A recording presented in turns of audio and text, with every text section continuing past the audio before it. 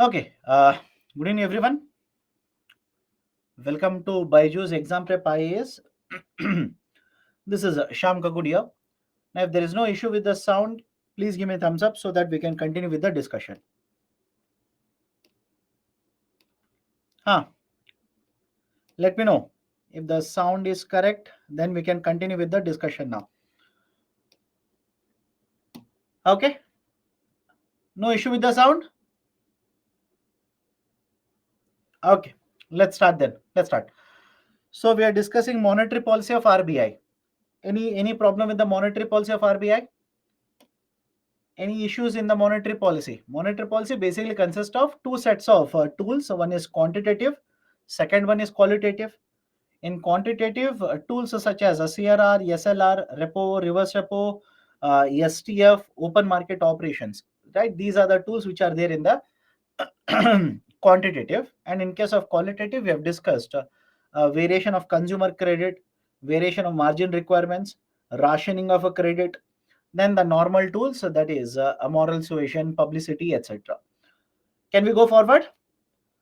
Now, many of you will be wondering, how does RBI decide when to increase money supply, when to decrease money supply? How does RBI decide? Now, please understand there's a concept called as money supply aggregates or monetary aggregates. Understand this concept very carefully. Slightly technical, but understand this. Money supply aggregates or monetary aggregates. But before that, let me ask you certain important questions. Basic questions and important questions. Now, let's say you have 100 rupees. Okay. Example, let's say you have 100 rupees. Now, this 100 rupee, you have an option to give this 100 rupee in, right? Let's say savings account, or you can take this 100 rupee, keep it in the fixed deposit. Keep it in the fixed deposit. First point, can I say if you keep that 100 rupee in a savings bank account, the liquidity of this 100 rupee will be more than keeping 100 rupee in a fixed deposit. Participate at third session for the day. I know, participate. 100 rupee, either you will keep it in savings bank account in a fixed deposit. If you keep it in SB account, liquidity of that 100 rupee will be more than 100 rupee in a fixed deposit. Second point, if you keep in savings bank account, what does it actually indicate? Think of it. You have 100, you will keep it in the savings bank account, not in a fixed deposit. Can I say, if you keep that 100 rupee in a savings bank account, you can withdraw the money at any point of time for consumption? Correct or wrong? You can withdraw it tomorrow itself. You can withdraw it after 2 days or after 3 days.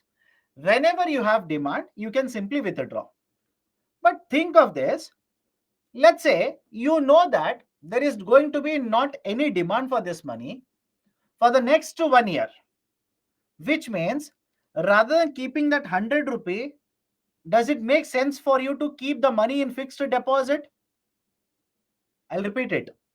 Rather than keeping this 100 rupee in a savings bank account, does it make more sense for you to keep this 100 rupee in a fixed deposit if you know that for the next 1 year or next 2 years, next 4 years, etc., or even next 6 months, you are not going to consume using this 100 rupee? Don't you think this is how the households will decide?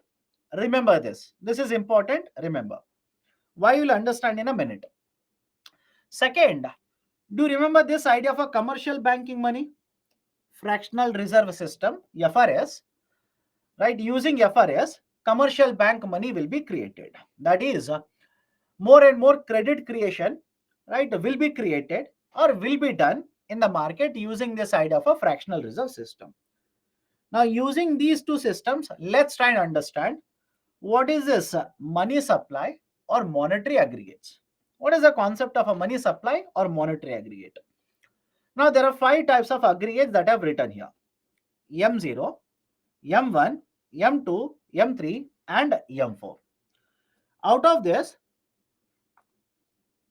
M1, M2, M1, M2 is referred to as M1, M2 is referred to as narrow money. M1, M2 is referred to as narrow money. M3, M4 is referred to as broad money. M3, M4 is referred to as broad money. M1, M2 narrow money, M3, M4 broad money. Sir, why? Why do we call this M1, M2 as a narrow money, M3, M4 as broad money? Let me give a very simple example. Imagine you have 100 rupee. You will divide 100 rupee into three components. Let's say 20 rupees, you will keep it in the form of cash with yourself. 30 rupees, you will keep it in the form of a savings bank account deposit, and remaining 50 rupees, you will keep it in the form of a fixed deposit in the market, in the banking sector. Now, please tell me, is it okay if I say all this money, three types of money is there, right? That is how you divided the 100 rupee. All the three forms of money, is it okay if I say will not have the same amount of liquidity? Tell me, I'll repeat the statement again. You have taken the 100 rupee, broken down them into three components. 100 rupee cash, you will keep it with yourself. 30 rupee, you will keep it in the savings bank account. And remaining 50 rupees, you will keep it in the form of FD. Can I say all the three will have different liquidities? Can I say out of all the three, first two will have very high liquidity, and the third one will have comparatively less liquidity. Any problem with this classification? Please do let me know. Any problem with this classification? The first and second has very high liquidity. The third one comparatively has much lower liquidity. Now, why all of this is required? Whenever you say narrow money, we are trying to measure out of the total money that is being supplied in the economy. I repeat, out of the total money that is being supplied in the economy, how much of it has a very high liquidity? I'll repeat the statement again. Out of total money supplied in the economy, because the total money in the economy either you will have to have in the form of cash or you will have to keep it in the bank. You'll have to keep it in, let's say post office deposits or general bank deposits. So understand the logic here. Out of all these types of money which is getting circulated in the economy, circulation is important, circulated in the economy. And most of you will ask me, sir, why are you talking only about deposits here? Think of it. Who will do the money circulation in the economy? Let me know. Think of it and let me know who will do the money circulation. Right? Don't you think it is a banking sector which will create money, circulate the money in the economy? Right? Nobody else does it. It has to go through the banking sector itself. That's the reason I've taken the bank here. So problem is simple. You can divide the whole money that is there in the circulation into three different components here. In fact, I'll add one more, the post office deposits. But anyways, here 20 rupees in the form of a cash, 30 rupee in the form of a savings bank account, and 50 rupee in the form of a fixed deposit. What I'm doing is, I'm dividing all the three into two groups.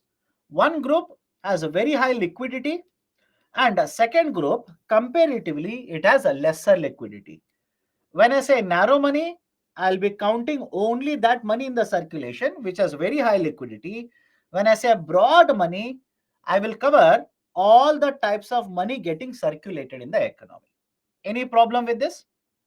Narrow means only that amount of money that is getting circulated which has very high liquidity. Broad means all the money that is getting circulated or supplied in the economy. Now, how do I do that? Let's start with M0. M0 is referred to as reserve money. Please remember, M0 is referred to as reserve money, or else it is also referred to as base money. Base money. Third one, it is also referred to as high powered money. Done. I'll repeat it again. M0 is referred to as a reserve money, base money, or high powered money. Now, what do we count in M0? In M0, we will count total currency, either coins or notes, total currency in circulation, plus banker deposits with RBI and other deposits with Reserve Bank of India. Now, if you ask me, sir, why do we count only this component in the M0? M0 generally represents liability of RBI. I will repeat the statement. M0 represents generally the liability of Reserve Bank of India. RBI, liability of Reserve Bank of India. Now, M0, how do we count it? Whatever money has been printed and distributed, whatever money has been printed and distributed by RBI, it will be counted here, currency in circulation.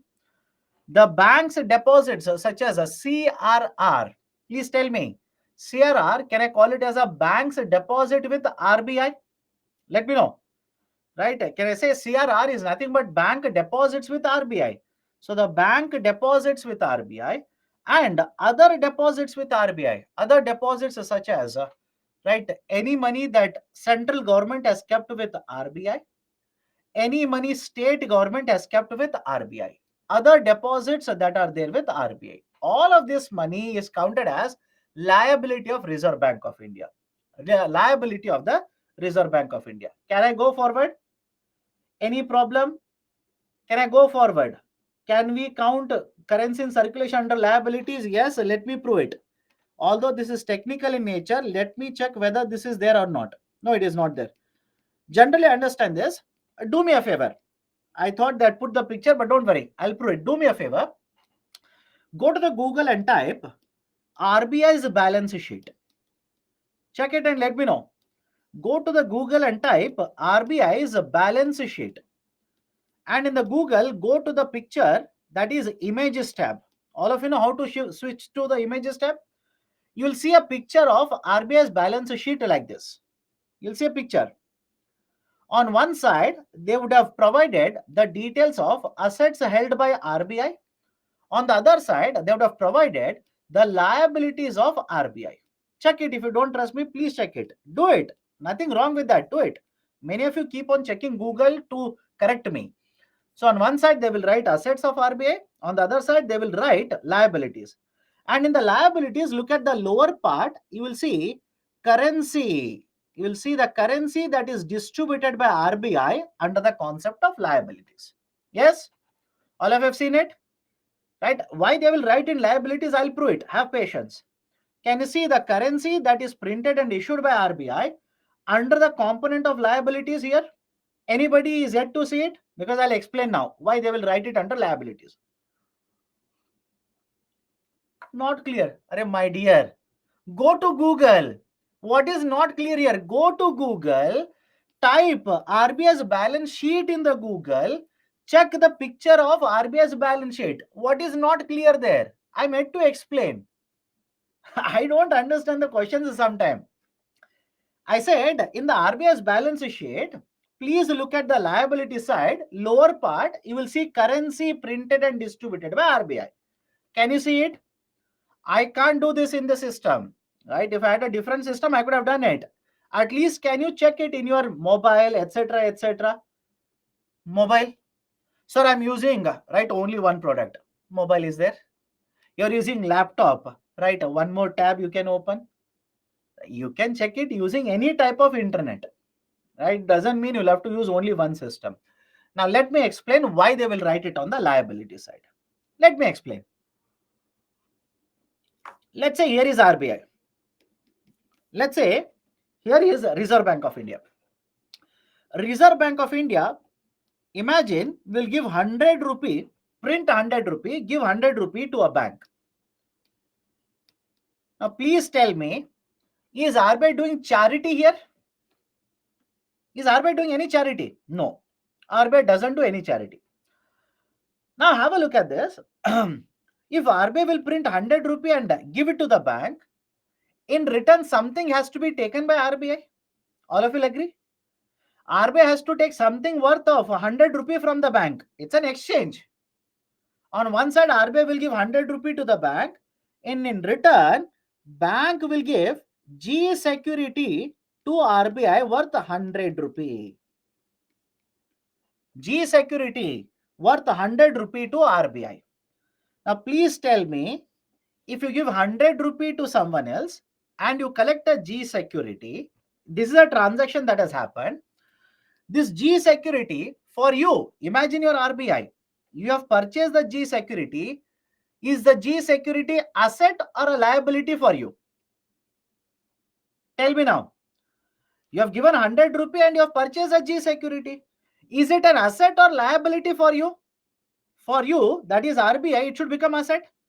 Now check in the RBI balance sheet where they will write G securities. Please check it.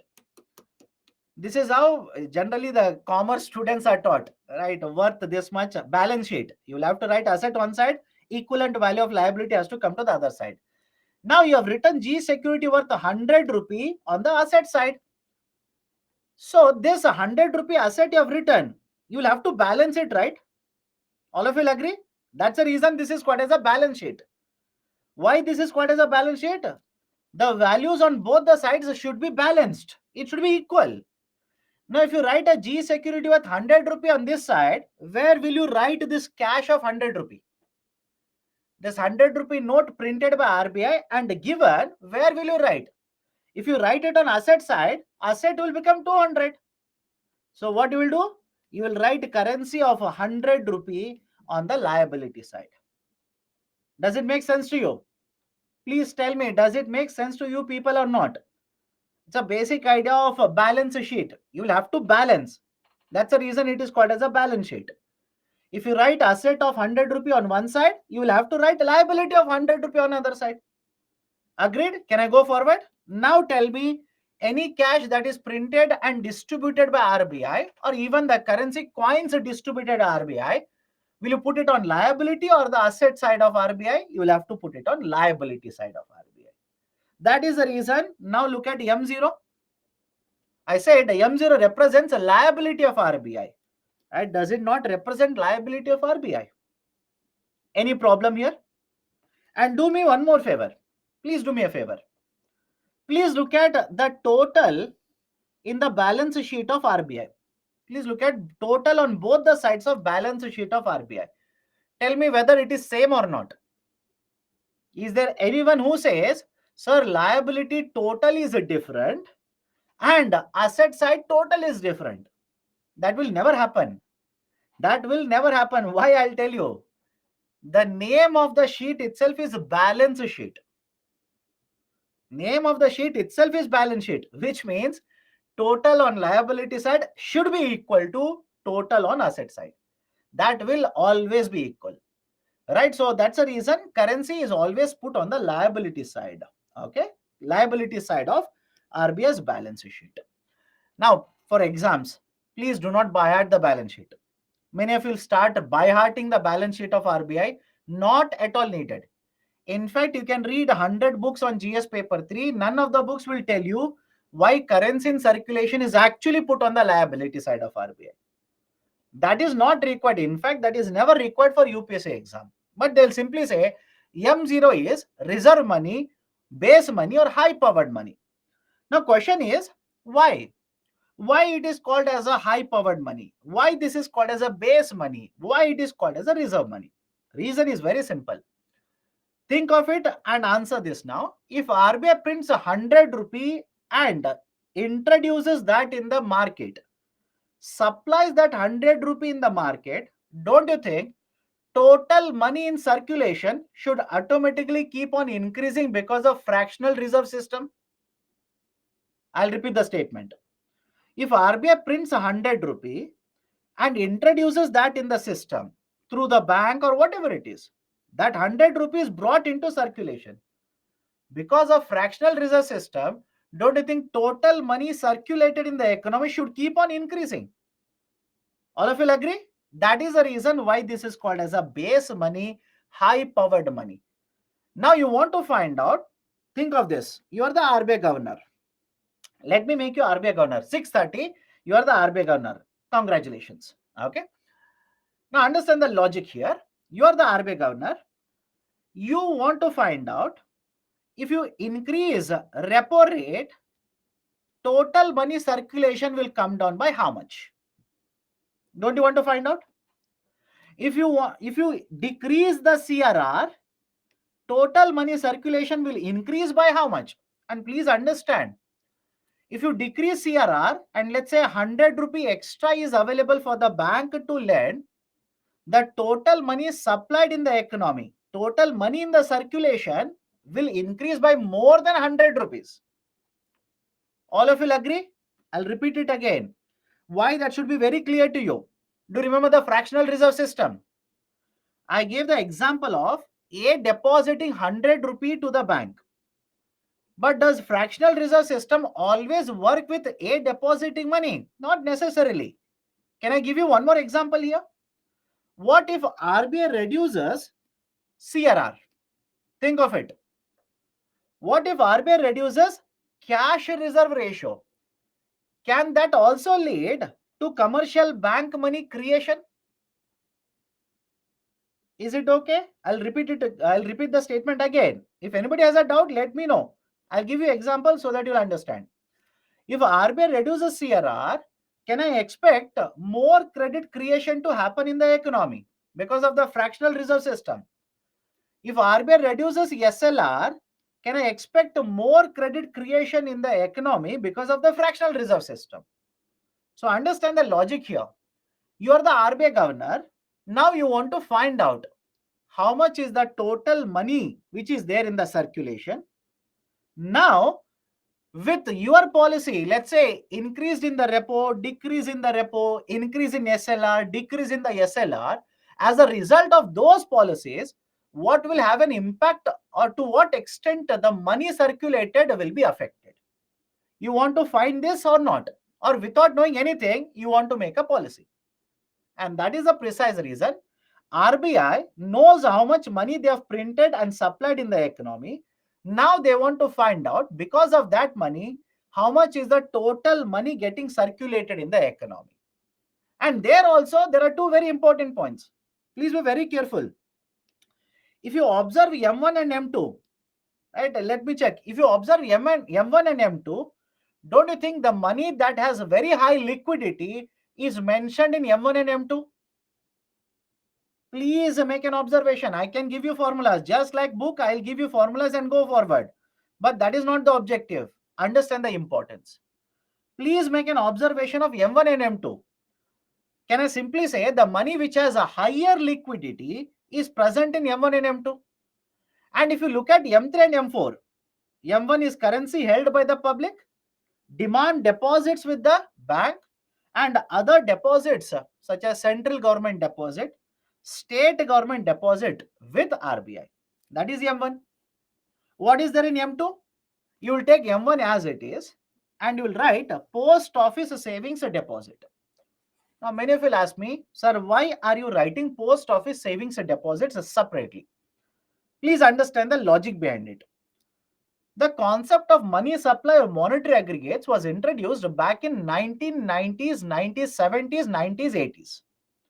And that is 3 decades ago, 4 decades ago, we introduced the concept of monetary aggregates. Now, please go back, right? Imagine, go back 4 decades ago in the Indian economy. Was there a very high prevalence? Was there a very high demand for the bank deposits in India? Back in 1980s, I am talking, not today. Back in 1980s. Right? Back in 1980s, don't you think large number of houses in India kept a lot of money in the form of bank account saving deposit? Bank account savings deposit. Again, I'm talking about 1980s, 1990s, my dear. Most of us saying no. It was there. It was there. Not a very large number, but it was there. Today, people do not prefer keeping money in bank deposits. But I'm talking 1990s. Was there a preference? Preference in the sense, compared to today, did people keep money in the post office deposits? Answer is yes. Right? Don't worry about it. Answer is simply yes. People used to store some of their money in the form of postal deposits. Now you will ask me, how is that possible? How is that possible? My dear, you're looking at banking sector today. Please go back 4 decades ago, 3 decades ago. Do you think even 3 decades ago, the reach, the penetration of the banking sector was as good as today? At least think now, right? Let's say 3 decades ago, 4 decades ago, you are looking at the banking sector today and you're assuming banks were present everywhere 3 decades ago. Not so much. Not so much. In fact, you will understand when I discuss cooperative banking, regional rural banking, why people in a rural area, why do they end up keeping money in cooperative banking or RRBs, you'll understand in some time. Because 1970s and 1980s, the banking sector penetration was more in urban India compared to rural India. But look at the post offices. Don't you think historically post office penetration has been much higher in India? All of you will agree at least now. Post offices, the penetration of post offices in India historically has been very high. More than 1.5 lakh post offices are there in India.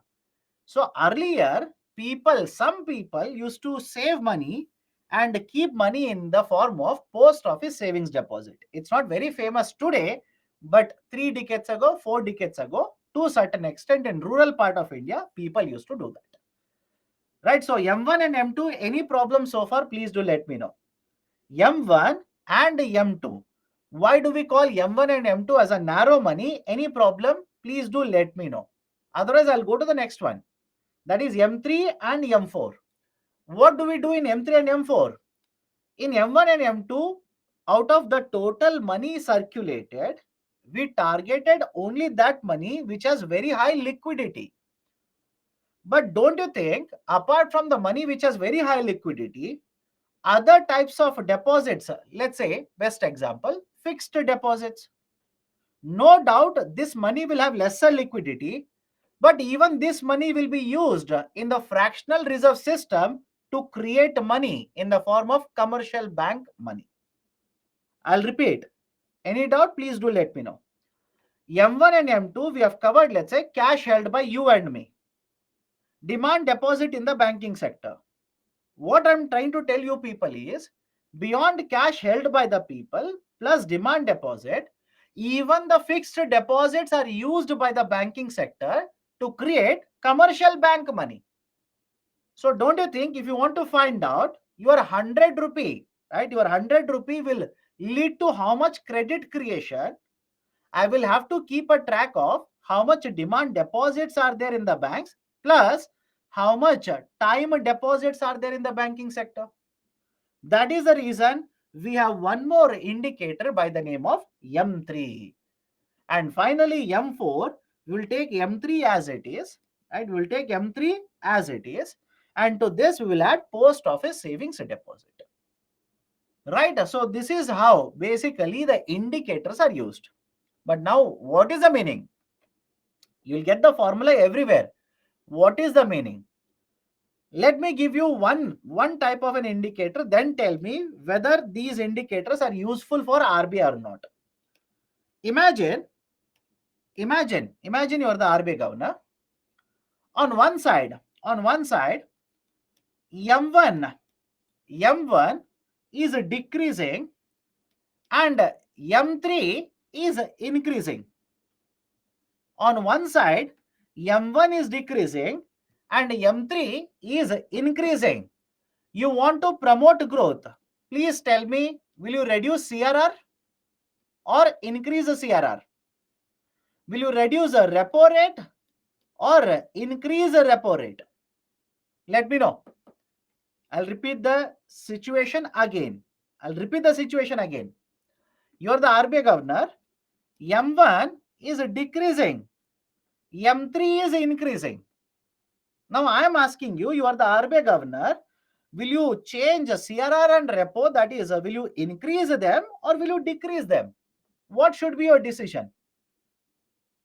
Will you make loans, right? Let's say, for example, variation of margin requirements. Will you increase the margin or will you decrease the margin? Right? Does it make sense to you people now? What is the meaning of this? If M1 is decreasing, people are putting lot of their money in time deposits. Does it mean or not? Let me know. If M1 is decreasing and M3 is increasing, what is the indicator? What will you understand as an RBI governor? You will realize that people have money, but they are not keeping their money in the form of cash or in the form of a demand deposit. They are keeping more and more money in the form of time deposit, which means people are postponing their consumption. Correct? Is this the right inference for you people? You'll realize that people are postponing the consumption. People are not consuming. People are saving more and more money. Is this good for Indian economy? If inflation is very high, this is good. Understood? If inflation is very high, you'll be happy with this policy. You'll say, okay, people are saving more money in case of a time deposit. Means people are not consuming more. People are saving more money to consume in the future. So automatically you know that, right? With M1 decreasing, M3 increasing, RBI says okay, right? To a very great extent, market is automatically getting adjusted. But what if inflation is very high, M1 is continuously increasing and M3 is decreasing? Think of it now. Inflation is very high, M1 is increasing continuously and M3 is decreasing, which means people have lot of money. People already have lot of money in the form of right, demand deposit and cash with themselves. Now in this scenario, imagine you will reduce the repo rate. Is it a good policy? Tell me now. In this situation, should you reduce your repo rate? If you reduce the repo rate, furthermore, money supply will increase. That will contribute to inflation. Already people have lot of money, you are supplying more money. That will lead to higher inflation. I hope you understand how RBI chooses, how RBI uses all these indicators. Any problem? Any problem? Why do we calculate them? Why these are important? Right? How to make an inference on these kind of indicators? Can I go forward? If anybody has a problem, please do let me know. Otherwise, I'll go forward. So based on that, you take a call. Now you take a call as an RBI governor. Right? You know the M1 is lower, M3 is increasing. What does it mean? You know that. If M3 is also going up, M1 is also going up, you know. If it is a demand for growth is higher, you know what to do. If inflation rate is very higher, you know what to do. Based on that, you please take a call. Okay? If we increase the repo rate, then deposit rate also increases. Yes, deposit rate also increases, but does it happen always? Theoretically, it should happen. Think of it. Theoretically, it should happen, but does it happen always? Right? Let me know. The person who is asking this question, theoretically, yes. If RBI increases a repo rate, argument is with higher repo rate, even the banks will increase rate of interest on the savings bank account. But you tell me, having observed what actually happens in, right, what actually happens in reality in the economy, does it always happen? No, it doesn't happen always. What happens most of the times is RBI will increase repo rate, banks will increase their lending rate. That is generally observed. But this theoretically it should happen, but in reality, many of the times it will not happen. Even if it happens, RBI will increase the repo rate by, let's say, 2%. Banks will increase the rate of interest on the savings bank account by 0.25%, by 0.3%, 0.5%. Transmission is very, very poor in India. Okay, done. Can we go forward? Next, what you need to understand is concept of money multiplier. The idea of money multiplier. Now, what do you mean by money multiplier? Money multiplier simply means if there is a change in the base money, if there is a change in the base money, to what extent the overall money supply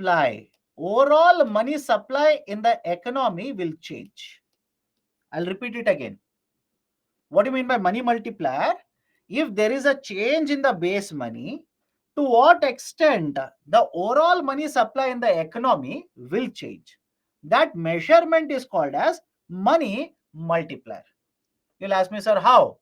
Right? How is that possible? Please look at this picture and tell me, if a base money changes, will the overall money supply in the economy, has it changed or not? Look at only this picture. Don't worry about anything else. Look at only this picture. If base money is changed by RBI, has the overall money supply means how much credit is created, how much people are having money, how much cash is there with people, how much money is there with the companies, etc. Has the overall money supply increased or not in this example? Anybody says, sir, how overall money supply is increased here? Please do let me know right now. I can prove it to you. RBI has printed only 100 rupee note, or let's say RBI has minted 100 coins, or government has minted, RBI has distributed it. This 100 rupee has entered into the banking sector. As a result of this, in the first step itself, how much credit creation has happened? 90 rupee. How much credit creation has happened in the second step? 81 rupee. How much credit creation has happened in the third step? Around 73 rupees. So with RBI supplying just 100 rupee, in this example, in 3 steps, you can see that total amount of credit created is more than 250 rupees. And is it okay if I say, right, basically the steps will keep on continuing, cycle will keep on continuing. So argument is, if RBI changes the base money by 100 rupee, the total money supplied in the economy will change by how much? That is called as a money multiplier. Any problem? That is called as a money multiplier. But it is the same money. Of course, yes, it is the same amount of money. I have told this in the beginning itself. Banks are not printing money here. Banks are creating loans. Yes or no? Banks are not printing money. Banks are creating loans. This creation of loans is counted as a part of total money in the circulation.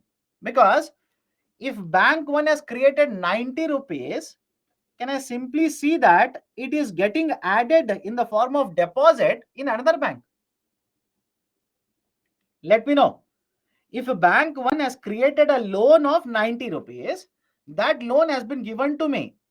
I will take that 90 rupees and let's say I will purchase a machine. I will give that 90 rupees to you. What will you do? You will take that 90 rupees, deposit that in the bank. So don't you think because of this 100 rupee, in the first step itself, 90 rupee worth of money has been created in the system? In the same way, cycle will continue. But should you keep on writing, right, till you finish that whole cycle? Not required. There is a formula which is called as a money multiplier. Money multiplier simply refers to what is the change in the overall money supply in the economy. Overall money supply will change by how much compared to change in the base money. For example, they will write the formula like this: M3 divided by M0. Tell me, does it represent money multiplier or not? M3 divided by M0. What is there in M3? Cash held by all of us, cash held by public, plus demand deposits which are there in the banking sector, right, plus time deposits which are there in the banking sector. Now you talk about the demand deposits in all the banks in India, and time deposits, are they not the result of fractional reserve system in India? Is the logic okay? Does it make sense to you? Please do let me know. Is it making sense to you or not? It should not happen that I'll keep on going like, right, let's say a bus, you'll keep on forgetting from the backwards. It should not happen. Is it making sense to you? Right, for example, in this calculation itself, I'm trying to prove to you people, if RBI has printed 100 rupee and given it, supplied it to the economy, can I say one deposit has been created in bank 2? Let me know whether this is correct or not. At least this statement. Because RBI has printed and supplied 100 rupee, one deposit has been created worth 90 rupee in bank 2. That 90 is not new money. Money is not printed, created. Loan has been created. What about bank 3? Even in the bank 3, 81 rupee worth deposit has been created. Now we can go forward again. We can keep on doing this step by step. But what is the point? What you must understand, whenever the base money is changed, whenever the RBI will change the base money or high powered money, automatically the overall money supply in the economy should keep on changing. But question is, by how much? By how much? This is basically the argument of money multiplier. Money multiplier represents the ratio between overall money supply in the economy M3 divided by base money, that is M0. Some of the books will also give you the formula M1 upon M0. Some of the books also write the formula M1 upon M0.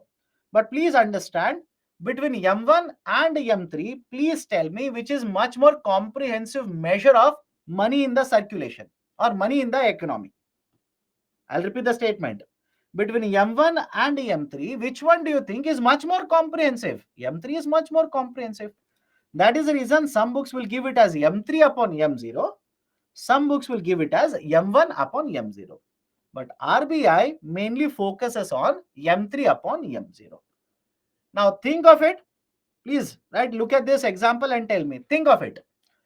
If money multiplier using this also is increasing, and money multiplier using this also is increasing, inflation is higher, as RBI governor, what will you do?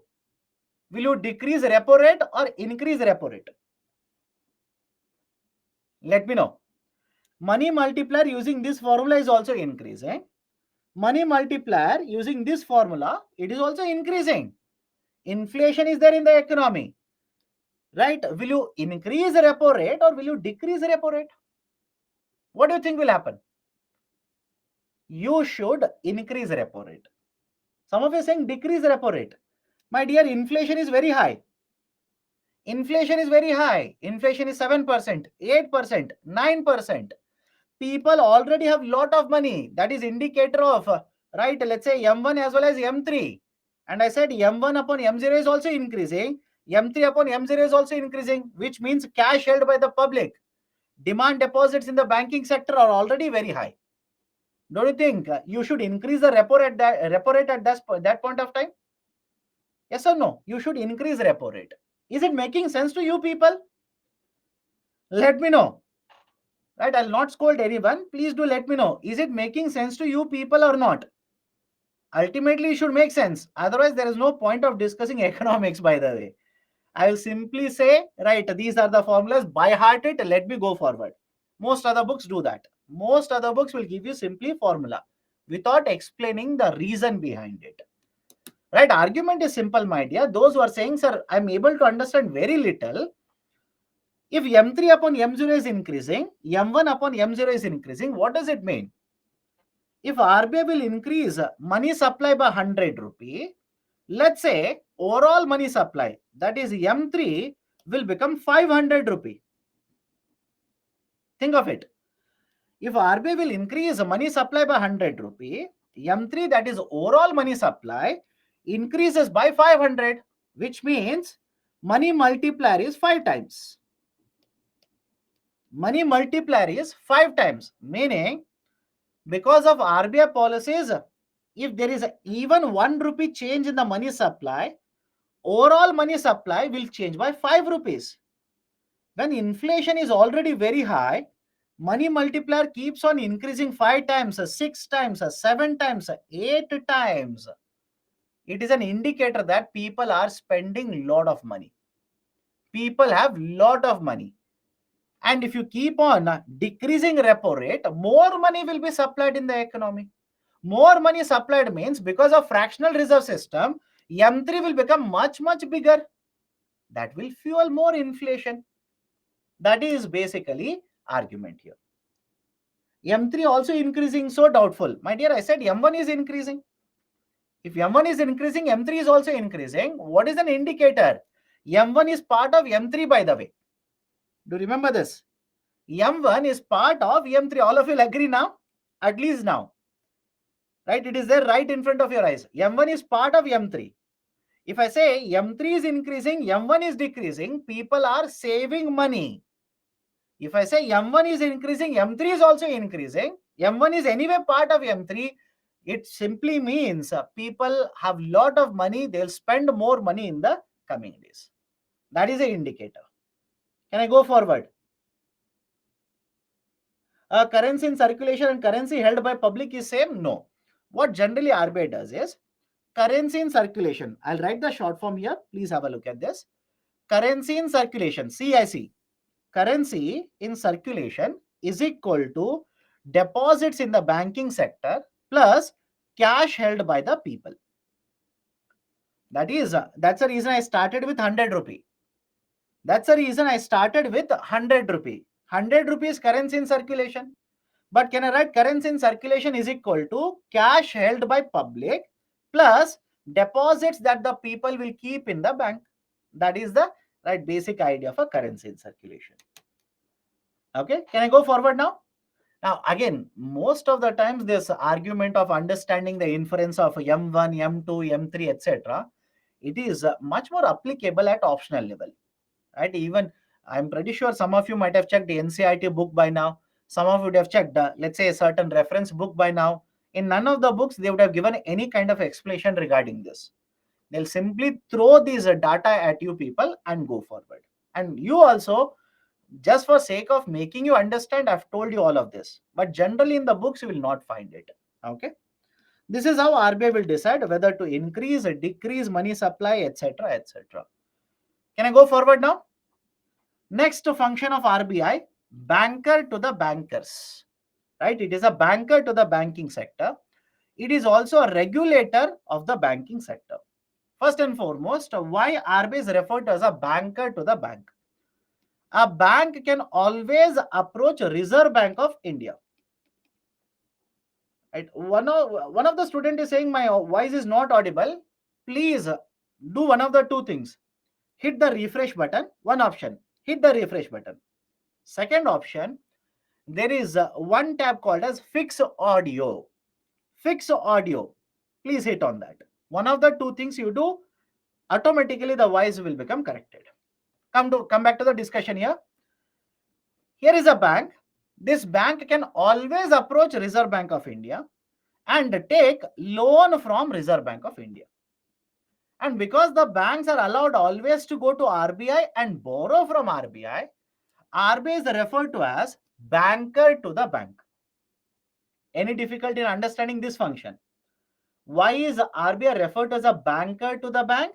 Because these banks can always go to, right? They can always go to RBI and borrow from Reserve Bank of India, right? Whether there is emergency, for lending purposes, whatever the reason is, for any of these purposes, these banks can always approach RBI, borrow from RBI. And the second here itself, RBI in this context, this was asked last year in UPSC.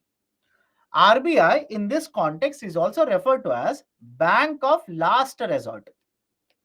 Bank of Last Resort. Why this is referred as a Bank of Last Resort?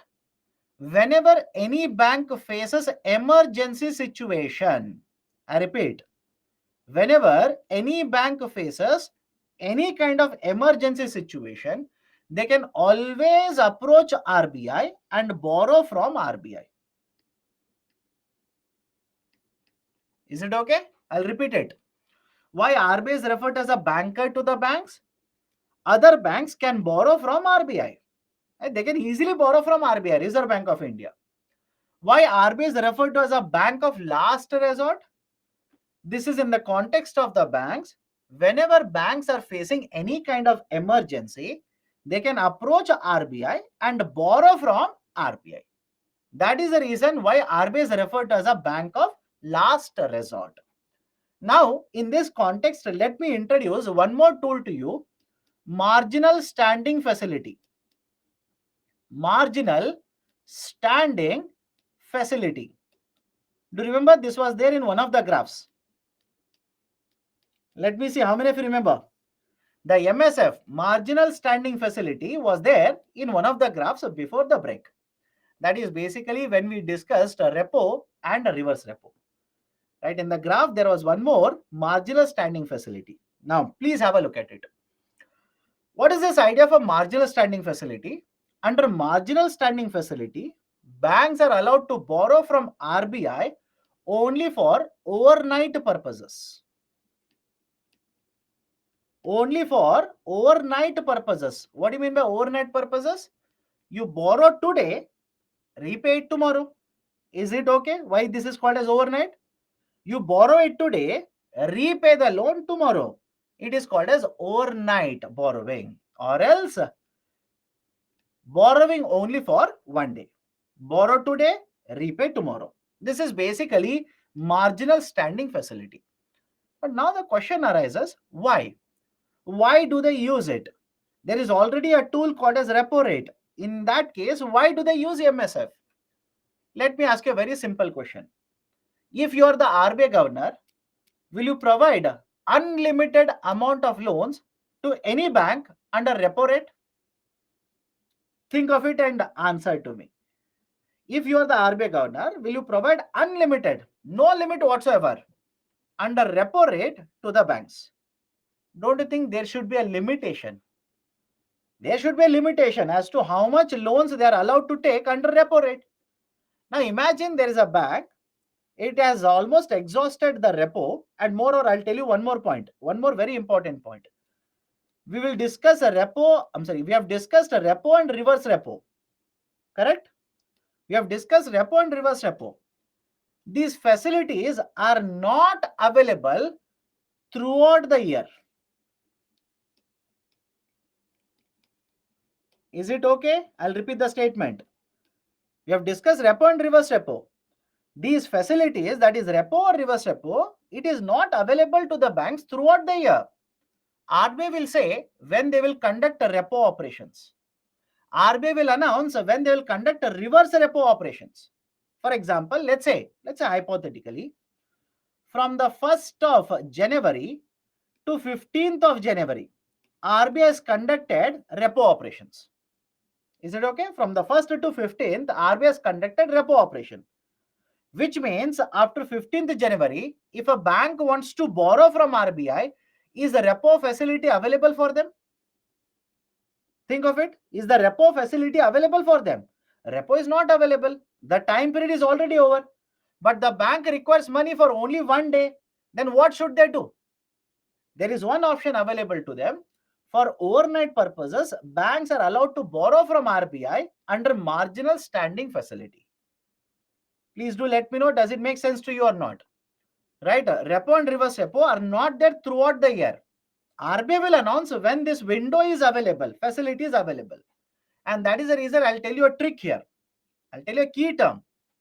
Whenever you come across the term standing, it simply means this facility is available throughout the year. Is the trick okay with all of you? Whenever you come across the term standing, that's the reason the term standing is mentioned in the tool. Whenever you come across the term standing in the name of the tool, it simply means this facility is available to you, that is a bank, throughout the year. For example, look at one more new tool now, standing deposit facility. Can I say standing deposit facility is available for the banks throughout the year compared to reverse repo, which is available only when RBI announces it? Yes or no? Last 1 hour is there for today. Participate. Right? I'm saying standing deposit facility. When is it available? It is available throughout the year. Whenever RBI is working, it is available for a bank. On the contrary, what about reverse repo? Reverse repo is available when RBI says it is available.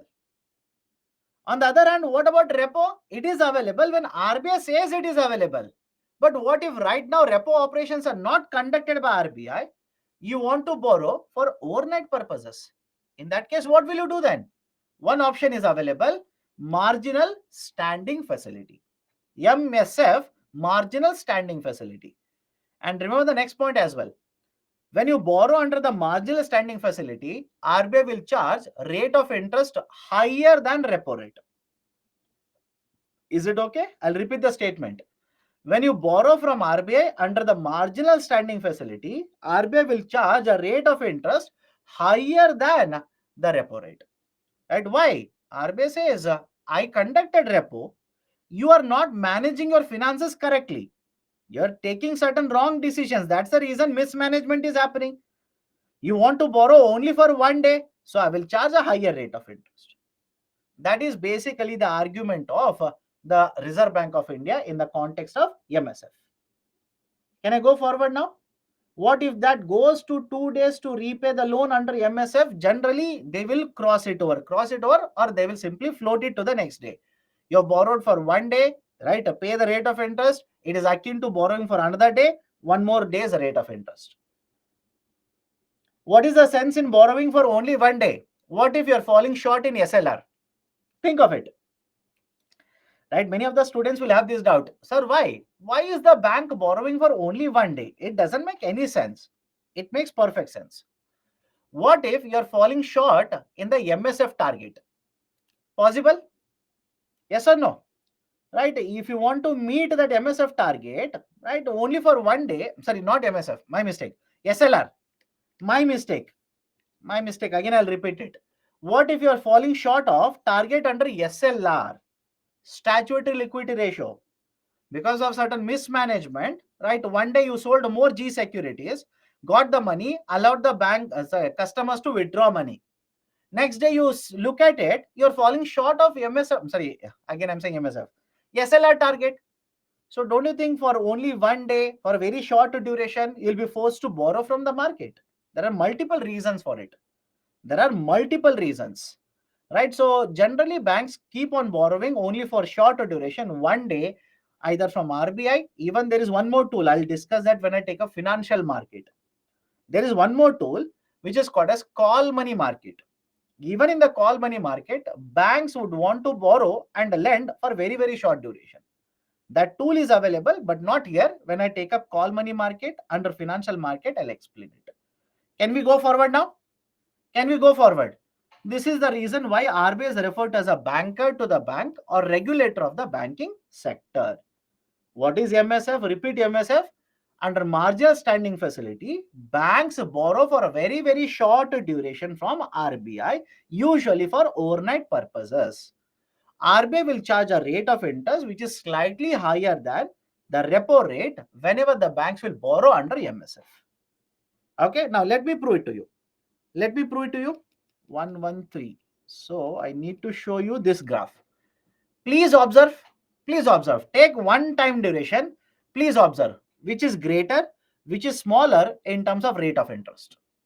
If you take, let's say, June 2021, if you take June 2021, can I say MSF rate is a higher than repo rate, which is a higher than reverse repo rate? Any problem? Any problem? Does it make sense to you? Take up December 2022. MSF is the highest. Below MSF, we have a repo rate. Below repo rate, we have standing deposit facility, SDF rate. This is the chronology. Please remember. Please remember, MSF is higher. Below that, repo is there. Below that, SDF. Below that, reverse repo rate. Okay, done then. Right. So this is basically the one more function of Reserve Bank of India. One more function of RBI. Let me go to the next function. It is the regulator of the banking sector. RBI functions as regulator, right, of banking sector. Why this is called as a regulator of a banking sector? Imagine you want to open a bank in India. You need license for it. Who will give the license? RBI. Once you get the license, RBI will tell you how much of your loans should be given to agriculture sector. RBI will tell you how many branches you will open in cities, how many branches you will open in villages.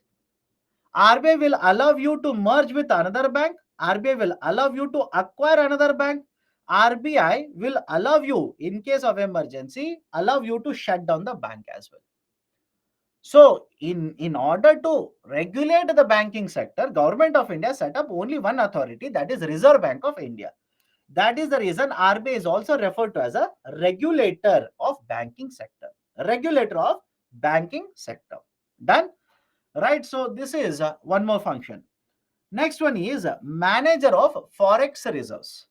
RBI is also known as manager of forex reserves. Now, what do you mean by forex reserves? Please understand. Forex simply stands for foreign exchange reserves. Forex is a short form, foreign exchange reserves. You can use the term manager or you can use the term custodian. Custodian or the maintenance. The forex reserves in case of India are held by Reserve Bank of India. Now, what are the components in the forex reserves? We have gold, we have special drawing rights. Please read what I've given in the last part of the statement in the bracket. We have foreign currency assets such as we have dollars, we have pound, we have euro, we have yuan, yen, etc. In addition to this, we also have US government bonds. We have US government bonds. We have purchased Japanese government bonds. We have purchased basically foreign government bonds under the foreign currency asset. And third one, there is also something called as a gold tranche or reserve tranche. Please read what is there in the bracket in the statement. Don't keep on asking, sir, what is a gold tranche? I'll not explain it now. If you ask me what is STR, I'll not explain it now. Have patience. When I take up IMF, by the way, I'll take it up. Don't worry. When I take up IMF, in detail, we'll have a discussion. What is the meaning of the term reserve tranche? What is meaning of the term special drawing rights? We'll have a discussion, but the sum total of all of this will give you the forex reserves. And who will maintain the forex reserves in India? It is the RBI, Reserve Bank of India, which will maintain forex reserves. Any difficulty so far? Any difficulty so far? If there is any issue, please do let me know. Otherwise, we'll do one thing. We'll change, right? We'll change the pace of the class. Let's solve the questions. Let's solve the questions on inflation. Do you remember this? We have not solved the questions on inflation. Can we solve it now? It will be a change of pace in the classroom rather than discussing continuously. Let's solve certain questions from the previous year on the inflation chapter. And here also you can understand whether your preparation is going on the right track. Are we discussing relevant concepts in the classroom? Right? To what extent you are prepared? Let's try and understand. Let's start now.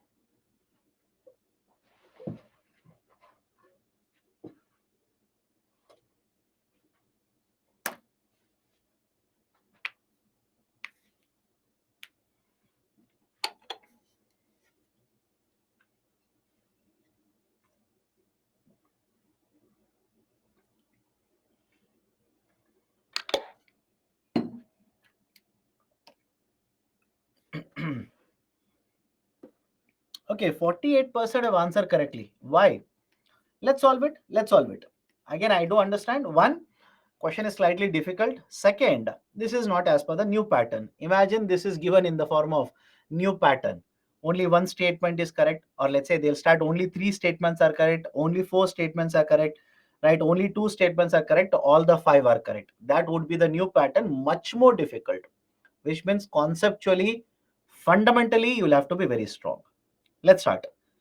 With reference to Indian economy, demand pull inflation can be caused increased by which of the following? Demand pull inflation. They're not talking about cost push. They're talking about demand pull. Let's start. Expansionary policies. Please tell me. Expansionary policies. Did we discuss the term expansionary fiscal policy? Do let me know, right? Whether I've discussed or not, right? So that you can understand, yes, what we are discussing is relevant for UPSC. Did we discuss expansionary fiscal policy, contractionary fiscal policy earlier? I'll tell you the context also. You can check it, whether I'm talking correct or not, whether I'm lying to you. Please check it. hold me accountable. I don't have any problem. Please open the second chapter, by the way. And in the second chapter, at the last part, we have discussed a concept by the name of counter-cyclical, pro-cyclical policies. Counter-cyclical, pro-cyclical policies. And in the table for counter-cyclical and pro-cyclical, there are terms called as expansionary FP, contractionary FP. And if you have the annotated PPT, you will see that I've written somewhere, right? Written. Expansionary means increase money supply. Contractionary means a decrease money supply.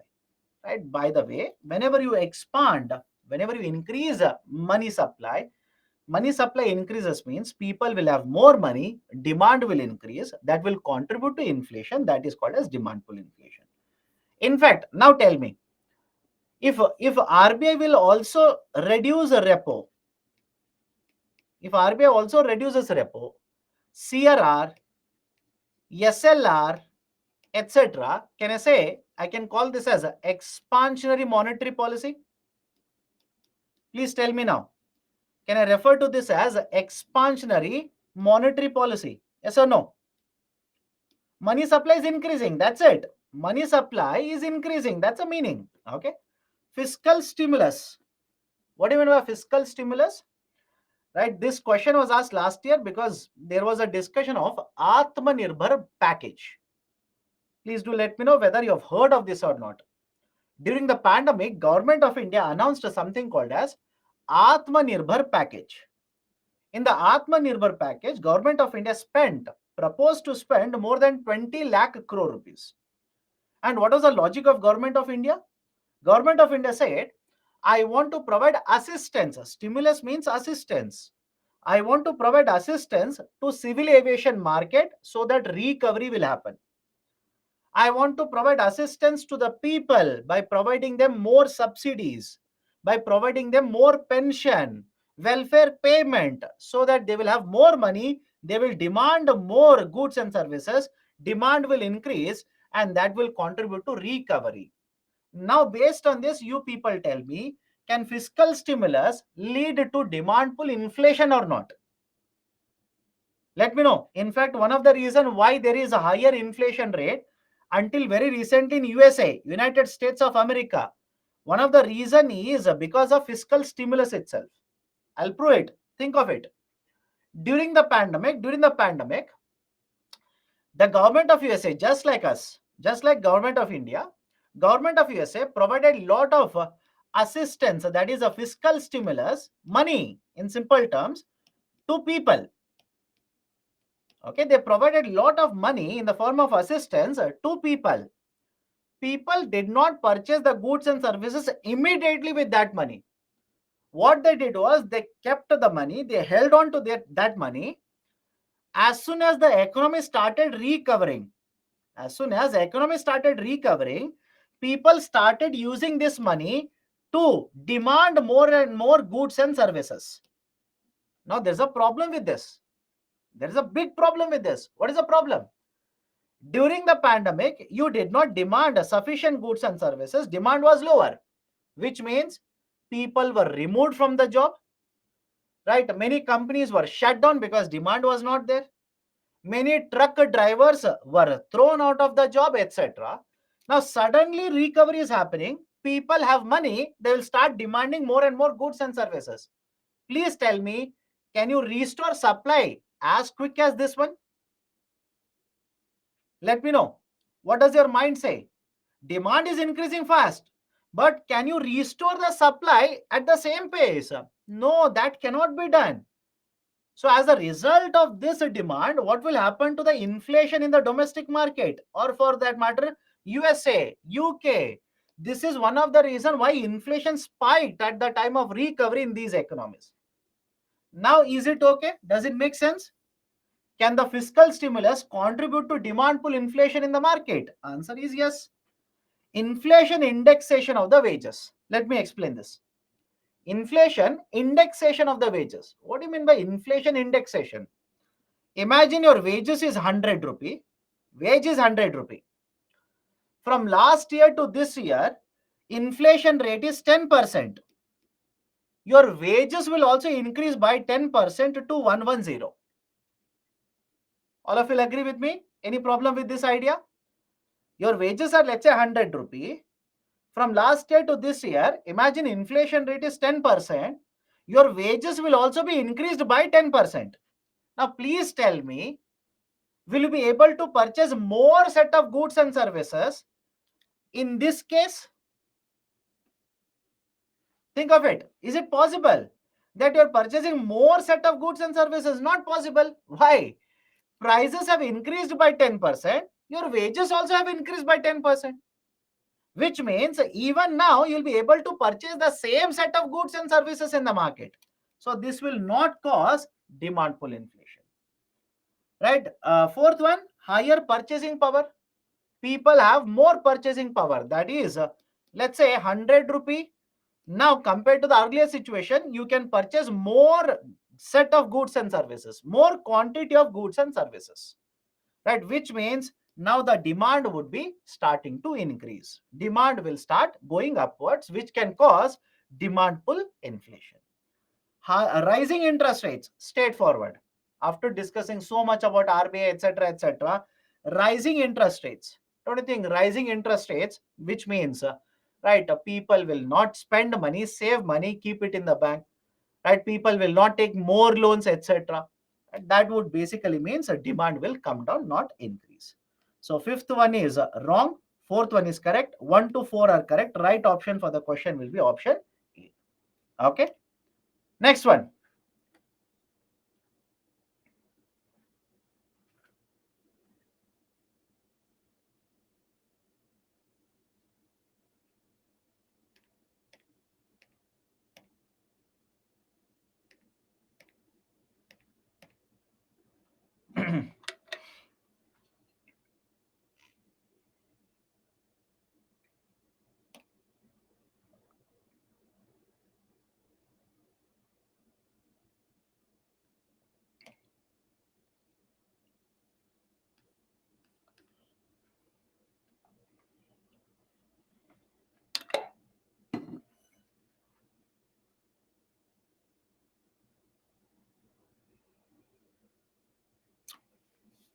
%85% have answered correctly. What about others? With reference to inflation in India, which of the following statements is correct? Controlling the inflation in India is the responsibility of Government of India only. Wrong. The Reserve Bank of India, but at least now please tell me, don't you think Government of India will also play a very important role in controlling inflation in India? Let me know. Don't you think Government of India will also have a very important role in controlling inflation in India? And UPSC can twist the statements like this and ask you. For example, let me throw a question. Let me throw a simple question. Extemper. Just like that, I thought of it, I'll tell you. Can there be a question on this line? Can there be? I don't know whether they will ask you all of this. Though under the Monetary Policy Framework Agreement, RBI has the primary function of controlling inflation, there is no doubt in the fact that government will also play a very important role in controlling inflation. Elaborate. 250 words, 15 marker. I hope you understand this. Right? I hope you understand these kind of statements. Do not search books. Books will not give you that. Right? And I can tell you why this kind of question can be asked. Please tell me, if turmeric, jeera prices, if crude oil prices, if vegetable prices, pearls prices, if these will contribute to inflation in the domestic market, can RBI play any role in that? Think of it. Why these kind of questions can be asked by UPSC? There is an argument. If you look at these kind of, right, let's say volatilities in the market for tomato prices, right, let's say onion prices, that is going to happen now. Wheat prices, that will happen. Rice, the prices will start increasing. Turmeric prices are increasing. Jeera prices have hit almost to the highest level. Can RBI play any role in controlling such kind of inflation? Absolutely no. Why? These inflation or these causes of inflation are on supply side. And RBI doesn't have any control over the supply side factor. RBI can control demand in the market. RBI cannot control supply factors in the market. Who will play a very important role in controlling supply factors in the market? It is Government of India. That is the reason these kind of questions can be asked. Do not search for these things in the book. Read newspapers, analyze things, apply what you are learning. Automatically, you will have a very good answer to write in the exam. Okay. Now, controlling the inflation in India is the responsibility of Government of India only. Wrong.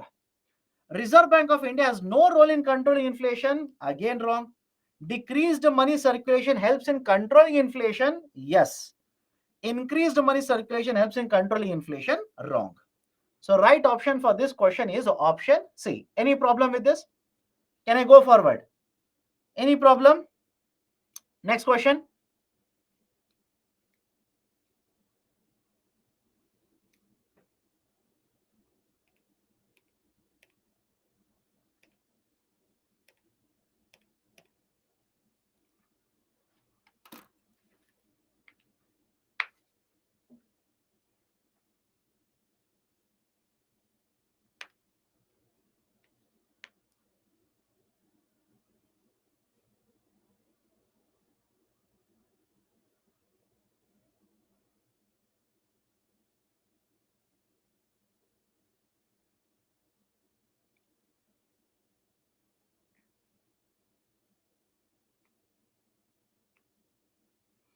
Okay, 55% have answered correctly. It's a factual question, by the way. Which of the following brings out consumer price index number for industrial workers? I'm talking about CPIW. CPIIW. Which of the following brings out CPIW? It is a labor bureau. Please check the table. I've given a table for you. The question is asked from the table. Please check the table. You will get the answer for that. Right? It is not Department of Economic Affairs. It is not Department of Personnel and Training. DOPT is never even connected to the inflation. It is the labor ministry. Within that labor ministry, it is the labor bureau. Okay. Right option is option C here. Next, tricky question. Try to solve it now. If not, I'll answer it. Don't worry.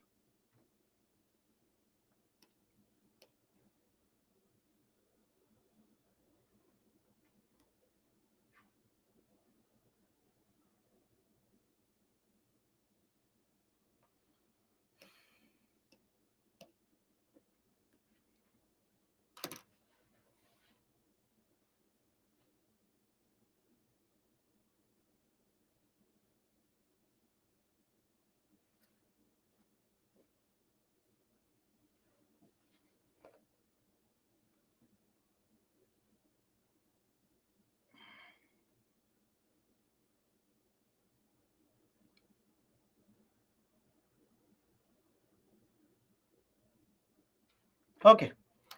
50% have answered correctly. Remaining 50 wrong. Now, first and foremost, please tell me. I know this is a tricky question. Bondholder. Can I say bondholder is a creditor? Let me know at least now. We have discussed a concept of a bondholder, bonds, etc. Can I say bondholder is a creditor and debtor is a borrower? Any problem with this? Debtor is a borrower. Debtor is a borrower. Bondholder is a creditor. So the question is simple. Whenever there is an inflation in the economy, will the borrower get the benefit of inflation or will the creditor get the benefit of inflation? And before I go forward, many of you will look at this in a very simple manner. That is, you will say, sir, bondholder will earn interest. So bondholder is getting the benefit. But my dear, simple question to you.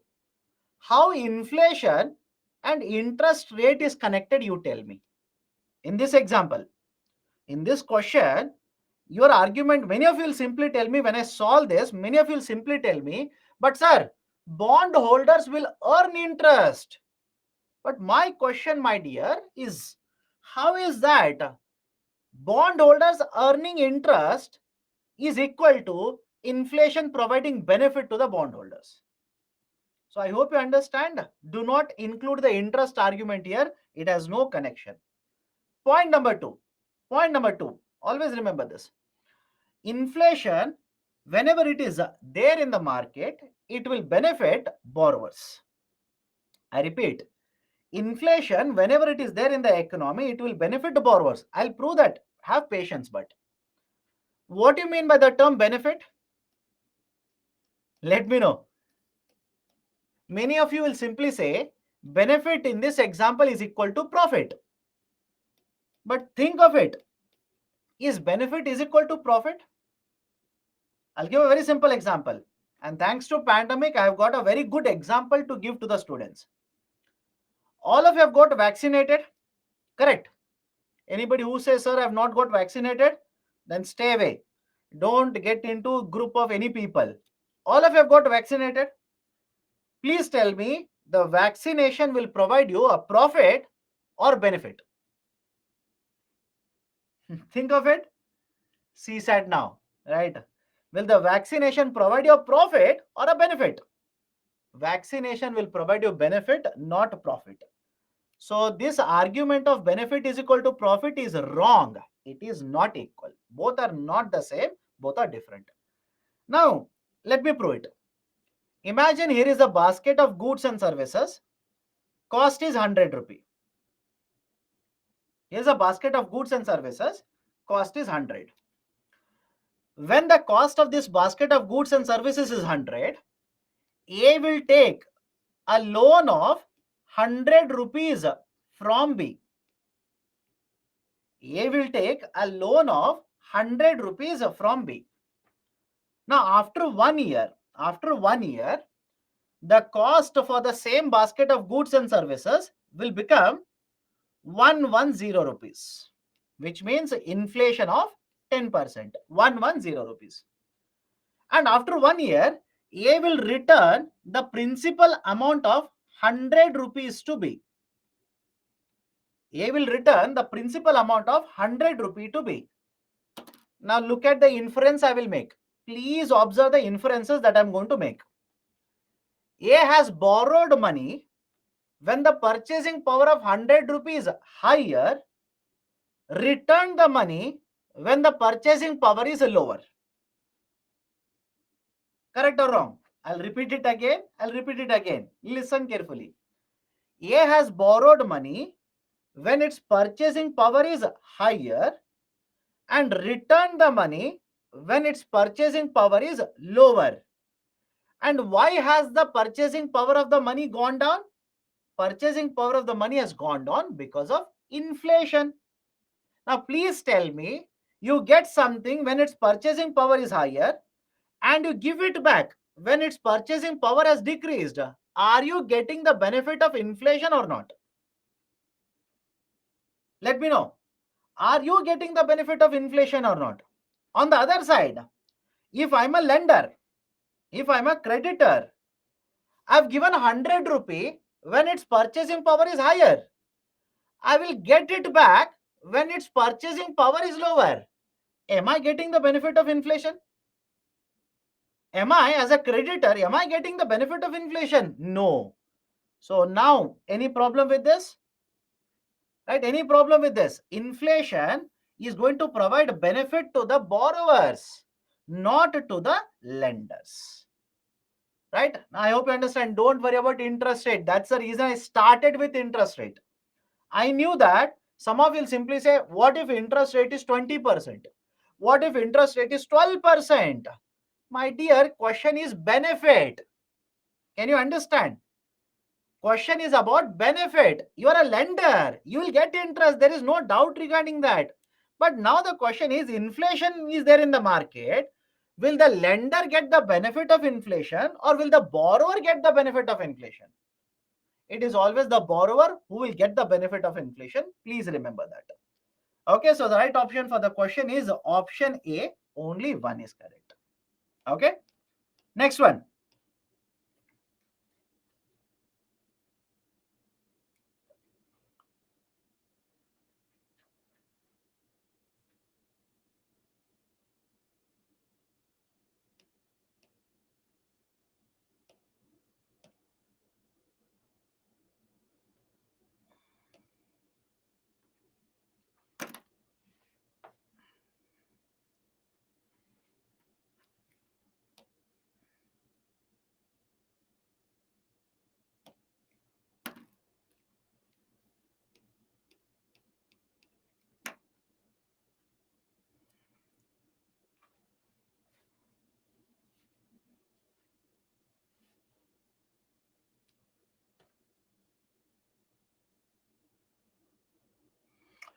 Okay, 63% have answered correctly. What about others? This is a very straightforward question. With reference to the economy, core inflation is considered to be a better indicator than headline inflation. Please tell me, did we discuss core and headline? Let me know. Did we discuss both core and headline? And I told you what is the difference between core, what is the difference between a headline and core. And in fact, while the discussion happened, I told you core is a much better indicator to headline. What is the reason? Please look at option A. Please look at option A. Core inflation excludes certain items that are subject to sudden and short-lived price movements. Don't you think this is the reason why core is a better indicator compared to headline inflation? Let me eliminate the remaining three. Core inflation has a wider basket of items. Wider means more. Is it correct? No. In fact, headline has more number of items. Core has comparatively lesser. B is wrong. Headline inflation is used as a nominal anchor. What do you mean by the term nominal anchor? Nominal anchor basically means a reference point for policy making. It is used as a reference for policy making. For example, in case of India, I said CPI 4% is the target. This is headline CPI. All of you agree? This is headline CPI. So is a headline CPI used as a nominal anchor, that is as a reference point for policy making? Answer is yes. Answer is yes. But before you come to a conclusion, please tell me, is a statement C answer to the question? Understand my argument here. Many of you will simply say, sir, statement is correct. Yes, statement is correct. But please tell me, is the statement C answer to the question? What is the question? Core is better than headline inflation. Why? And your answer is headline inflation used as a nominal anchor. Right? So hence, it is not a right answer to the question. Last one, core inflation includes certain items that are subject to sudden and short-lived price movements, exactly opposite to the first one, wrong. So the right option for the question will be option A. Can I go forward? Anybody has a doubt regarding whatever questions we have discussed so far? Please do let me know. Anybody has got any kind of a doubt regarding whatever questions we have discussed? 20 minutes are there. For today's class, 20 minutes are there. Please participate. We have come to a situation where I am saying, please participate. Okay. Next one.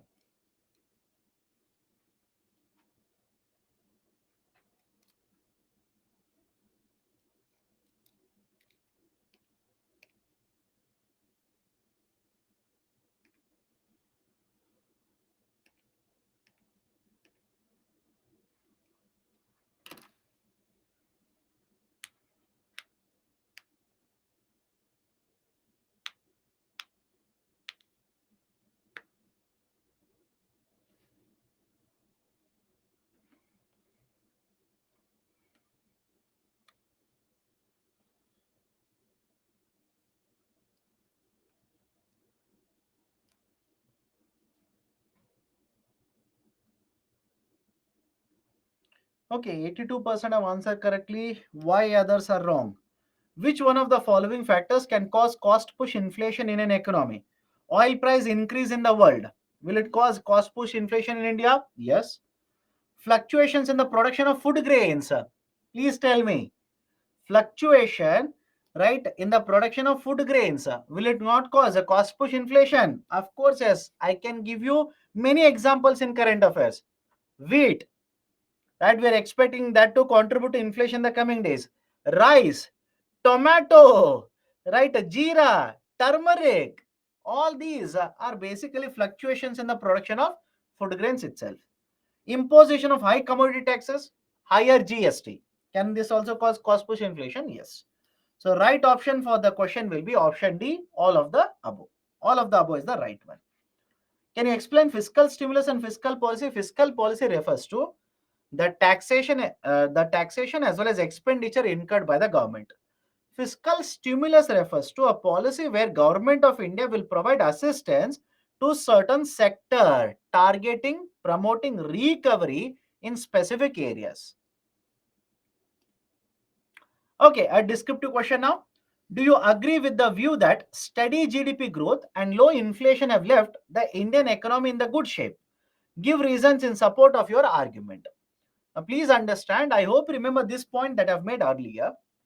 Inflation and GDP, both of them generally arrive together. That is, if the country starts experiencing higher GDP growth rate, generally you will observe a rising inflation rate or rising inflationary trend in the same economy. Because generally what happens?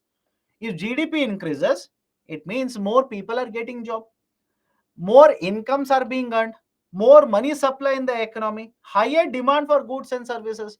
That is expected to lead to inflationary trend in the economy. That's the reason I said GDP and inflation. If GDP keeps on increasing consistently, continuously, there is a concern that there could be inflation in the same market. Right. So now the question is, do you agree with the view that steady GDP growth and low inflation rate have left the Indian economy in a good shape? What are your arguments, right, either in support of this statement or opposition of this statement? Please understand, this is a model answer. This is basically a model answer. In recent times, again, don't take the pandemic. Of course, yes, pandemic has disrupted both GDP as well as inflation rate as well. But before that, what we have observed, if you remember the data, let me see how many of you remember the data. Do you remember one of the features of monetary policy framework agreement that I told you people was from 2016 to 2021? If you remember the data, you will it's becomes easier to write all these answers. From 2016 to 2021, the average inflation rate in case of India was around 3.47%. Correct or wrong? Those who have by hearted, those who have simply mugged up the number, these kind of data is important for you. Right, so 2016 to 2021, the inflation rate averaged in case of India 3.47%. Whereas before the 5 years before 2016, the inflation rate averaged around 4.7%, which means in the last 4 to 5 years, right? Forget about pandemic. In the last 4 to 5 years, no doubt, inflation rate has been very moderate, and even the GDP growth rate has been moderate. India is not growing at a very, very high pace. You might have a very fast pace, you're not growing at a very high pace. Compared to other countries, we are going at a very good pace, but that is not a very high pace. So no doubt, Indian economy has been growing at a good pace, and the inflation rate also has been moderate under the control in the last couple of years. Generally, the concern is that whenever there is a good steady growth rate, that is a GDP growth rate achieved by an economy or a country, accompanied by a higher GDP growth rate, there is generally inflation rate, but that is not a concern recently in case of Indian economy. But having a moderate rate of inflation as well as a steady GDP growth rate, is Indian economy at a very, very good position? There are certain concerns. For example, right, there is certain issue of agriculture sector, issues regarding agriculture sector. For example, number of farmer suicides have increased.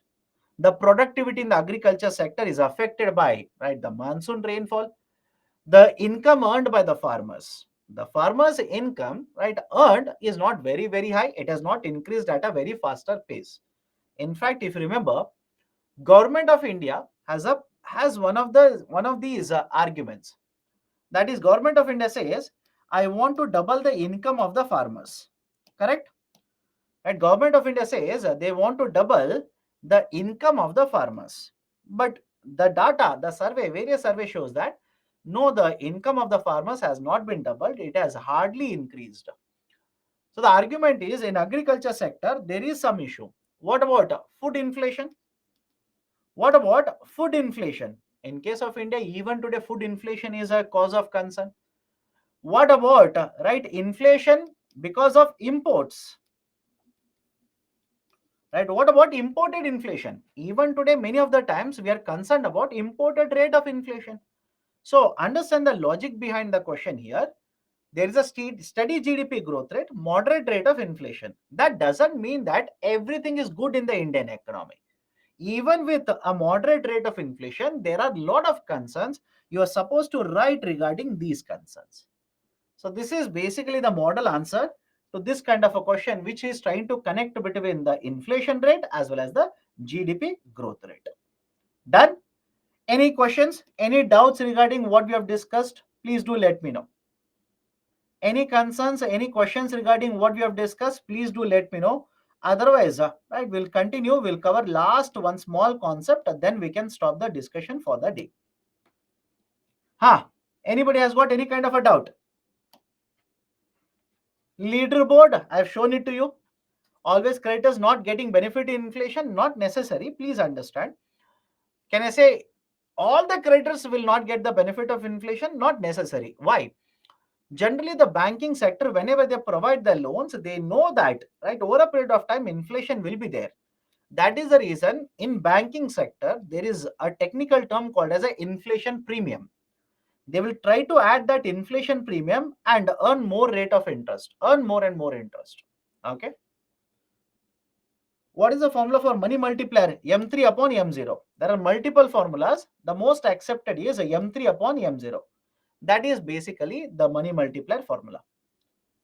Any other question? Anybody else has any other doubt or question? Please do let me know. I've activated the live call feature as well. If anybody wants to talk to me, anybody feels like talking to me regarding Indian economy, please do let me know.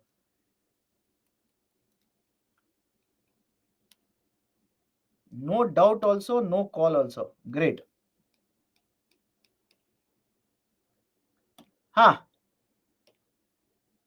Sakib, please receive the call. It says ringing from my side. Please receive the call.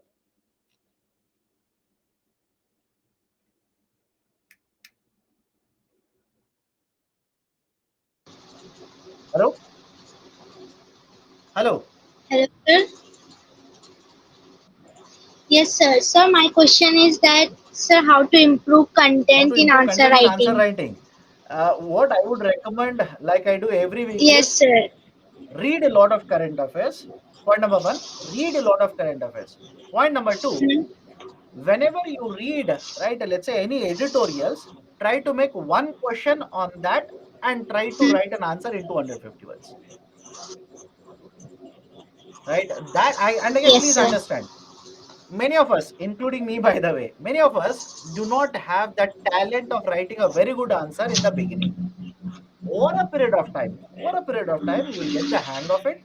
More you practice, more expert you will become in answer writing. Okay.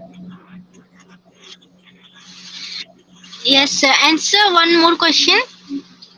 Means the Hindu is okay now, or we should also read My Financial recommendation is Express? please read some part of Financial Express, because you use the newspaper name Financial Express. In Financial Express, also a lot of very good articles, Yes. generally related to Indian economy, appear. And Financial Express is available free of a cost. Register, and you can easily download the PDF version of it. So at least Yes. some, right, let's say articles which are not covered in Hindu newspaper, you will get it in Financial Express. Read that as well. Yeah. Thank you. Okay, sir. Thank you. Anybody else? Anybody else has a doubt? Please do let me know. Is MAT applicable to companies? Yes, MAT applicable to all the companies. Which is better, Business Line or Financial Express? Please understand, every newspaper has its own advantages. Do not try to read multiple newspapers. It's not possible, right? I am thinking like a, right, let's say student, right? Let's say an aspirant only.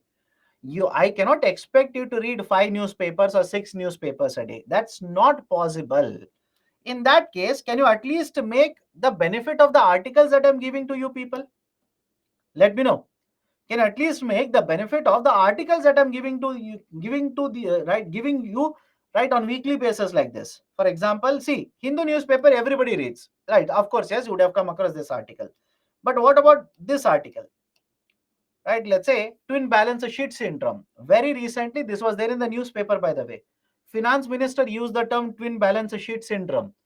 Right? In fact, now they are using one more term, twin balance sheet advantage. What they are referring to, will understand tomorrow when I take up, right, the concept of NPA. And so these concepts were not covered in Hindu newspaper, right? RBI is looking to integrate GST network into trade system, right? Tomorrow we'll understand this. Willful defaulter, why many of the banking sector experts argued against the RBI policy in the last 1 month. This is the article regarding that, right? Black sea grain deal.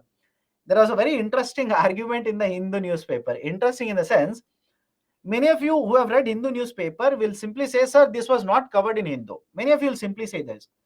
But if you check Hindu, I believe day for yesterday's Hindu, in a very, very remote corner, I believe in page number 8 or 9, very, very remote corner, a small article, hardly around, right, 50 to 60 words.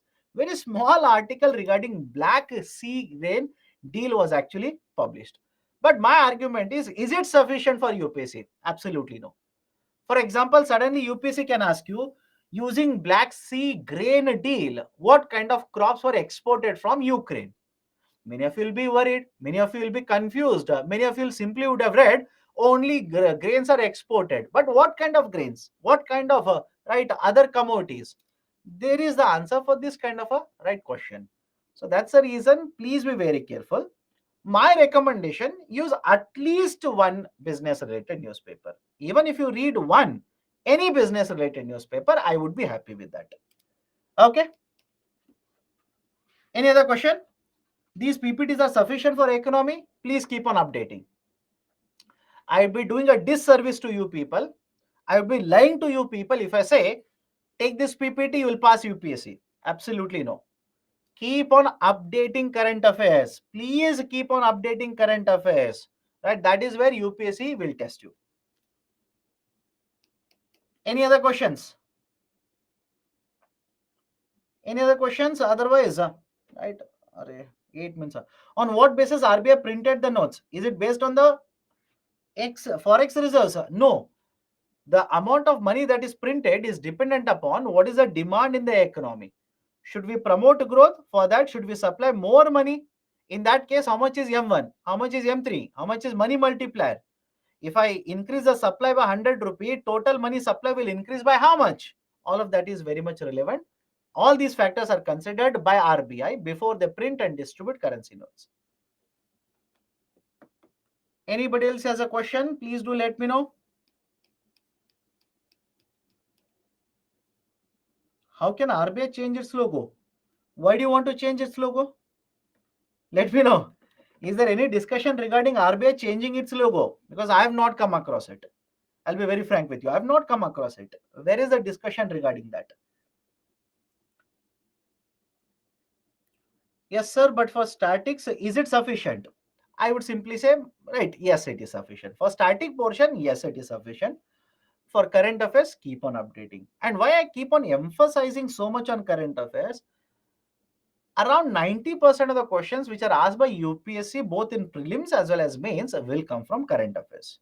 I'll give a guarantee regarding that. They will come from current affairs. Okay. Anything else? Anybody has any other question? If not, let's cover a very, very small concept, then we can stop the discussion.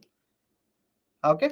Now, last concept for the day, very, very small concept, the idea of DICGC. The concept of DICGC, Deposit Insurance Credit Guarantee Corporation. Deposit Insurance and Credit Guarantee Corporation. Now, what is this? A Deposit Insurance Credit Guarantee Corporation? Imagine you have money, you will go to the bank and keep this money in the form of deposit in the bank. We'll keep this money in the form of deposit. Whatever deposit, don't worry. You can keep it in the form of a savings deposit. You can keep it in the form of, let's say, fixed deposit, but you will keep the money in the bank. But now the concern is, that what if the bank incurs huge amount of a loss? What if the bank will shut down? Who will provide the deposit back to you? Very simple. Okay, the bank has collected deposit from you. Bank has incurred huge amount of loss, so they are not able to repay it. Now, in that case, who is going to guarantee your amount? Right? Don't you think you believed in the banking sector? You kept the money in the bank. Now the bank is shutting down. Your money is lost. For this purpose, Government of India has set up an authority by the name of Deposit Insurance and Credit Guarantee Corporation, DICGC. Deposit Insurance and Credit Guarantee Corporation. This DICGC is under Reserve Bank of India. It is owned by Reserve Bank of India, completely under the Reserve Bank of India. And what is the role of this DICGC? The DICGC will provide insurance coverage for the deposits which are kept in the banking sector. Very simple. It will provide insurance coverage to the deposits which are kept in the banking sector. How much insurance coverage will be provided? Insurance coverage for deposits up to 5 lakh rupees. For deposits up to 5 lakh rupees will be provided, and this has come into force with effect from 4th February 2020. Now I have written this particular point. Before 4th February 2020, the insurance coverage that was provided was up to 1 lakh rupees. It was up to 1 lakh rupees. Government has increased this from 1 lakh rupees to 5 lakh rupees. And apart from this, another important point, any bank, please understand this. Anybody who will get the license to start a bank automatically will come under the coverage of DICGC. Is it okay? I'll repeat the statement. Anybody who will get the license to start a bank automatically will come under the coverage of DICGC. Meaning what? Imagine you will apply for a banking license to RBI. RBI will give a banking license to you. Automatically, you will be under the DICGC, which means deposit you start collecting, assuming you got the license for that, deposit that you start collecting, you will have to get the insurance. You will have to get the insurance for those deposits. Meaning, please remember this, the banks will have to make a payment of 12 paise for every 100 rupees, right, worth of deposits. That is, for example, I'll take a very simple example here. Imagine I'll go to the bank. This is my first deposit in the bank. I will keep a deposit of 500 rupees. Simple number. I'll keep a deposit of 500 rupees. Meaning what?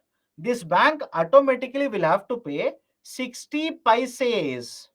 Is the calculation correct? The bank has to pay 60 paises to the DICGC. And this DICGC will provide insurance coverage to my deposit. This is basically how DICGC will function. Now, let's say after 1 year, after 2 years, the bank will go bankrupt. That is, bank has incurred a huge amount of loss. Now the bank is going to shut down. The bank says, I don't have money to give your 500 rupee back. Now, it is a Deposit Insurance Credit Guarantee Corporation which has provided insurance coverage will pay back your deposit. And how much? Up to how much deposits are covered under this? Up to 5 lakh rupee worth of insurance is provided. And very recently, Government of India has introduced one more very important reform. What is the reform? 90 days from the date of a notification of a collapse of a bank. That is, let's say a bank goes to RBI and says, I've incurred a huge amount of a loss. I'm going to shut down. I will not be able to pay back the deposit. This admission is done by the bank to RBI. Then from that date, in the next 90 days, DICGC will have to provide insurance amount. Next 90 days, a DICGC has to provide insurance amount to the customers. What kind of banks are covered? Deposits with all commercial banks and cooperative banks, except primary cooperative society. Except the deposits which are there with the primary cooperative society. Now, before you ask me, sir, why the deposits in the primary cooperative societies are not covered, please tell me, look at the name and tell me, is primary cooperative society, is it a bank? Last question for you people, right? Almost 8 o'clock. Last question for you people.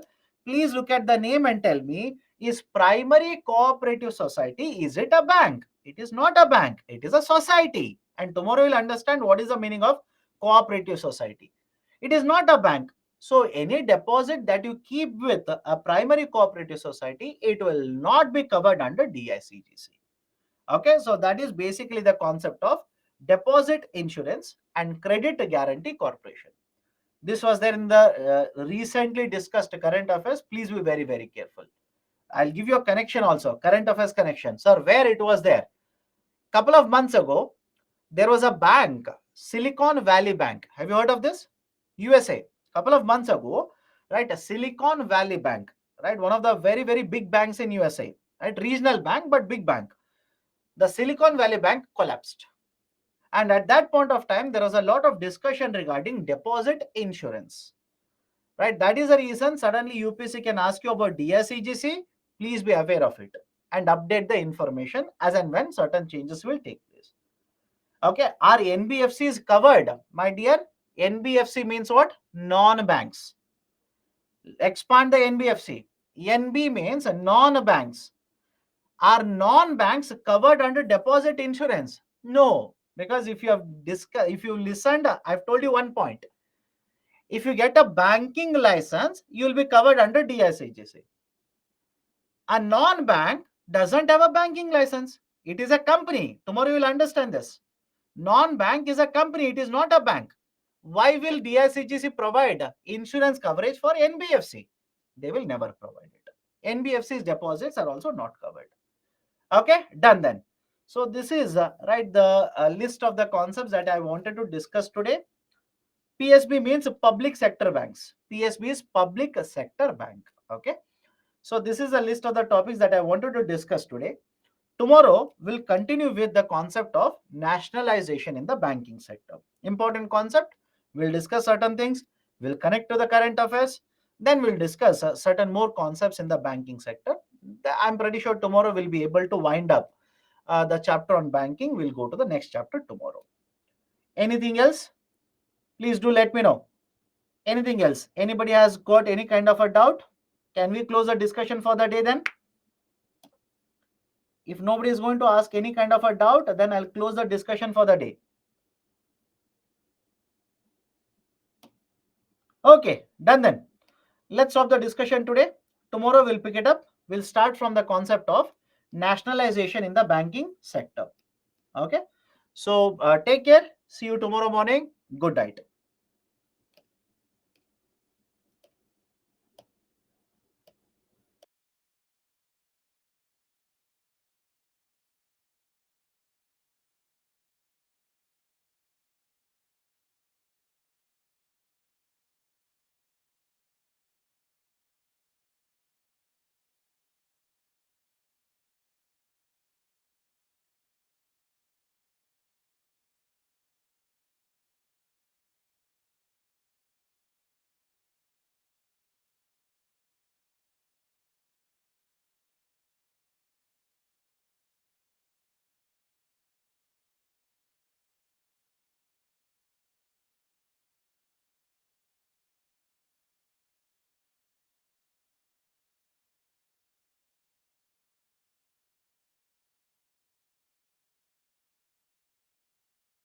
ಮಾಡ್ತೀನಿ ಒಂದೇ